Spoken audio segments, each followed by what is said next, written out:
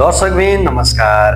आज 2569 बुद्ध जयन्तीको शुभ अवसरमा शान्ति, सत्यता, अहिंसा अनि सरलताका पुजारी भगवान गौतम बुद्धका केही उपदेश प्रस्तुत गर्न गइरहेका छौँ, जसले हाम्रो जीवनको दृष्टिकोण नै बदल्न सक्छ।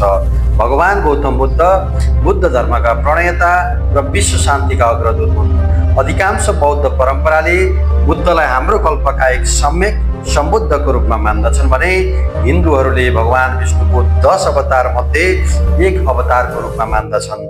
बुद्ध भन्नाले बोधि प्राप्त वा अन्तिम सत्यको साक्षात्कार गरेको महामानव बुझिन्छ। बुद्ध कहलाउनु अघि उहाँको नाम सिद्धार्थ गौतम थियो। उहाँलाई शाक्य मुनि गौतम बुद्धको नामले पनि चिनिन्छ। उनले मानव जीवनलाई अर्थपूर्ण र उपयोगी बनाउने विभिन्न उपदेश दिएका छन्। त्यस्तै उपदेश मध्ये यी केही उपदेश हुन् जसले तपाईँ हाम्रो दृष्टिकोण नै फेरिदिनेछन्। सूर्य, चन्द्रमा र सत्यलाई कसैले लुकाउन सक्दैन। आफ्नो काम पूरा गर्नका लागि कहिल्यै पनि अरूको निर्भर नहुनुहोस्। जसरी हावाले पहाडलाई हल्लाउन सक्दैन, त्यसरी नै तारिफ या आलोचनाले महान व्यक्तिहरूलाई केही फरक पार्न सक्दैन। सत्यको बाटोमा हिँड्ने मानिसले केवल 2 वटा गल्ती गर्न सक्छ। पहिलो गल्ती भनेको आफ्नो पूरा बाटो निश्चित नगर्नु र दोस्रो गल्ती सत्यको यस बाटोको सुरुवात नै नगर्नु। यस बाटोबाट हिँड्दा पैदा हुने डर र सङ्कोच क्षणिक मात्र हो भन्ने हामीले बुझ्नुपर्छ। घृणाले घृणालाई कहिल्यै समाप्त गर्न सक्दैन। यो एउटा प्राकृतिक सत्य हो, किनकि प्रेमले मात्र घृणालाई पगालेर जित हासिल गर्न सक्छ। एउटा बलिरहेको दियोले अरू हजारौं दियो बाल्न सक्छ, तर पनि उसको उज्यालो कहीँ कतै कम हुँदैन।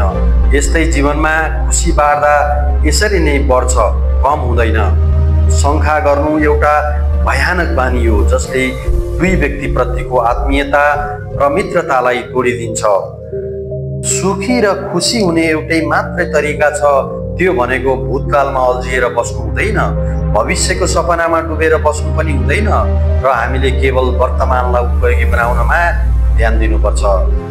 रिस गर्नु भनेको जलिरहेको कोइलालाई अरूमाथि फ्याँक्नका लागि हातमा लिनु छ र हो।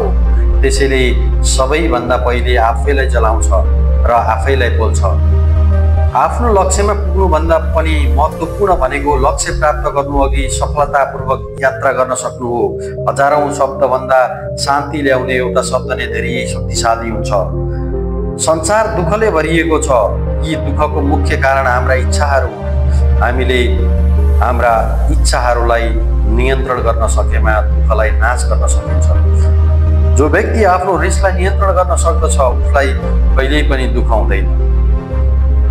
तपाईँले हजारौं लडाइँहरू जित्नुभन्दा आफूमाथि नै विजय प्राप्त गर्न सक्नुभयो भने मात्रै जितको अनुभव सधैँ गरिरहनु हुनेछ। यसका लागि हामीले आफ्नो मस्तिष्कलाई काबुमा राखेर काम गर्न सक्नुपर्दछ।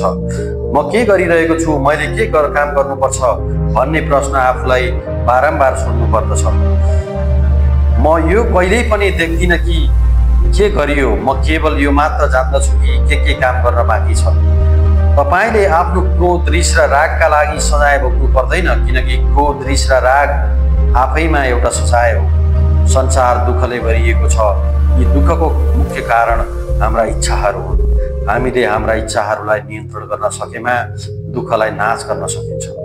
र अन्त्यमा आज 2569औं बुद्ध जयन्तीको शुभ अवसरमा सबैलाई शुभकामना व्यक्त गर्न चाहन्छु।